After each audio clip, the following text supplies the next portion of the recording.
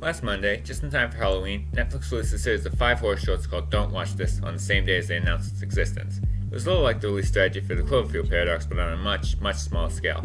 However, as bad and disappointing as the Cloverfield paradox was, it is still by far the superior program of the two. I decided to make this week's video about it because I have recently gotten into the horror anthology movies that have sprung in the wake of the VHS and ABCs of Death films. Though not all of the shorts are good in these movies, I think that it's still interesting to see the variety and appreciate that it gives directors a way to be seen. None of the episodes in this series are connected in any way. All of them are under 10 minutes long and you can binge the whole thing in less than half an hour, so at least it isn't very time consuming at all. The first episode is called Friendship Bracelet and is directed by John William Ross.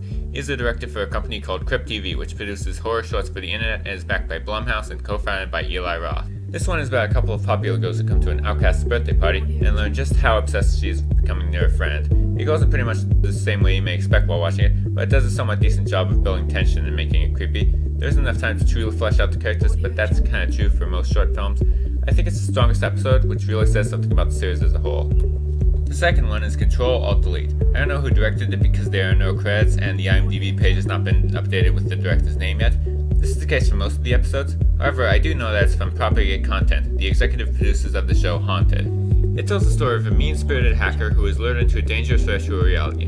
It is an interesting concept and is well directed with some good visuals, but unfortunately it doesn't come together as well as it should, in no small part thanks to the bad decisions of the character who continues to play despite the fact that there's nothing preventing him from just taking off the headset.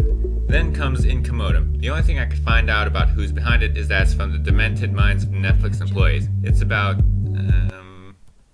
it's 2 minutes of random disturbing shots with no context whatsoever.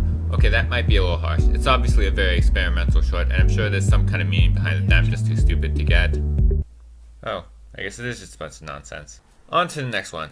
Also from John William Ross and Crypt TV. It's called Keep Out, and it's about a couple of YouTubers who make a video where they go to a haunted house. What happens is a typical people getting chased by supernatural creature plot that you've seen many times before. Even though I've said that Friendship Bracelet was predictable, it still had a few surprises along the way. The same could not be said for this one. But what it lacks in surprises, it makes up for an atmosphere. There's a creepy feeling of dread throughout, even if it is kind of bogged down by the fact that the main characters are dislikable one-dimensional YouTuber stereotypes.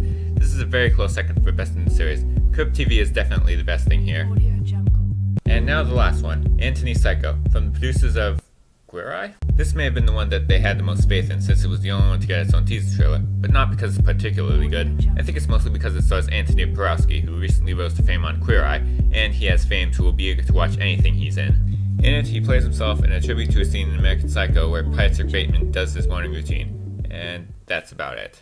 There's nothing else to it. You hear that description and you basically know everything about it. While you're watching it, you have a very good idea where it's headed. If you've seen the trailer, you know exactly where it's headed. The trailer even shows the last shot. Although I guess you can't really blame the people who made the trailer since they had to make a minute-long teaser for a 2-minute-long short. Maybe I'd appreciate it more if I was more familiar with Anthony. I think this might be a good novelty for his fans and fans of Queer Eye, but otherwise I wouldn't recommend it. The episodes of Don't Watch This range from decent to pretty bad, but I think the biggest problem in this collection is that it's lacking in the element of surprise. I know most people watching this have no idea that this even existed, but I would recommend listening to the title and not watching.